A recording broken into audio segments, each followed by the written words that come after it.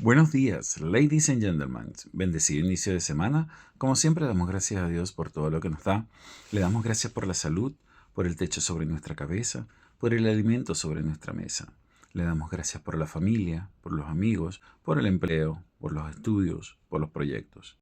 Le damos gracias por su inmenso amor, por su paciencia, por su misericordia, por ese gran sacrificio que hizo para el perdón de nuestros pecados, para nuestra redención. Damos la bienvenida al Espíritu Santo para que sea Él el que nos dé el entendimiento sobre lo que estamos por aprender. Y continuamos con el estudio sobre la obra del Espíritu Santo en el creyente. La doctrina de la morada del Espíritu Santo no debe producir descuido. Al contrario, debe despertar reverencia. Si el Espíritu de Dios habita en nosotros, entonces no podemos tratar el pecado como algo pequeño, ni vivir como si nuestra vida no tuviera dueño.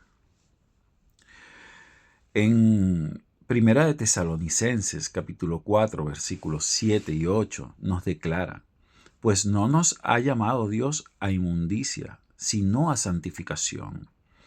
Así que el que desecha esto, no desecha a hombre, sino a Dios, que también nos dio su Espíritu Santo. Pablo conecta la santidad práctica con la presencia del Espíritu Santo. Rechazar el llamado a la santificación no es rechazar una opinión humana, es despreciar al Dios que nos dio su Espíritu. Primera de Pedro, capítulo 1, versículos 15 y 16 nos declara: sino como aquel que os llamó es santo, sed también vosotros santos en toda vuestra manera de vivir.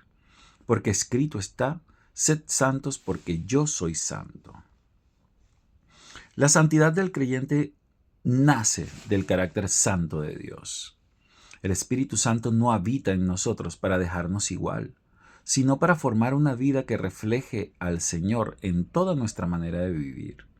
El creyente sellado por el Espíritu debe caminar como alguien que pertenece a Dios. Y ahora vamos a examinar cómo Él santifica y transforma progresivamente la vida del cristiano.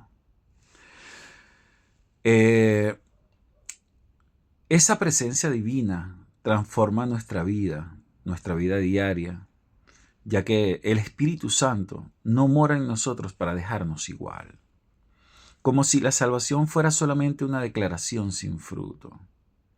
Él obra en el corazón, corrige nuestros deseos, fortalece nuestra obediencia y nos conduce hacia una vida cada vez más rendida al Señor. La santificación es la obra continua del Espíritu Santo formando en nosotros el carácter de Cristo. Esta verdad debe guardarnos de dos errores. Por un lado, no debemos pensar que la santidad nace simplemente de fuerza humana, disciplina externa o reglas religiosas. Por otro lado, tampoco debemos usar la gracia como excusa para vivir descuidadamente. La Escritura nos muestra un camino más profundo. Dios nos llama a obedecer, pero esa obediencia verdadera es sostenida por la obra del Espíritu en nosotros. La salvación no termina en el perdón de los pecados. Dios también aparta al creyente para sí y comienza a transformarlo por medio del Espíritu Santo.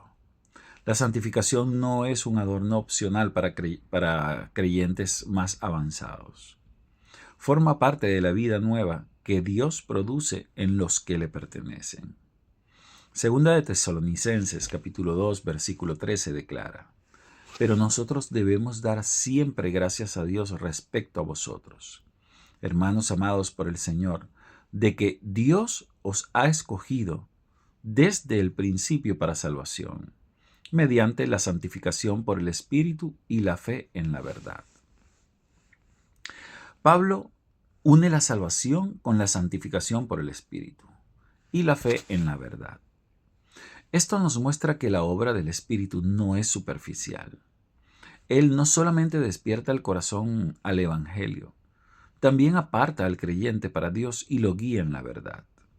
Primera de Corintios capítulo 6, versículo 11 declara: y esto erais algunos, mas ya habéis sido salvos, ya habéis sido santificados, Ya habéis sido justificados en el nombre del Señor Jesús y por el Espíritu de nuestro Dios. La iglesia de Corinto tenía un pasado marcado por pecado, desorden y esclavitud espiritual. Pero Pablo les recuerda que Dios había obrado en ellos. Fueron lavados, santificados y justificados. La santificación no nace del orgullo humano, sino de la obra del Espíritu de nuestro Dios. Pero por honor al tiempo, dejamos esta enseñanza hasta acá. Mañana veremos, el Espíritu Santo transforma al creyente a la imagen de Cristo. Mil bendiciones.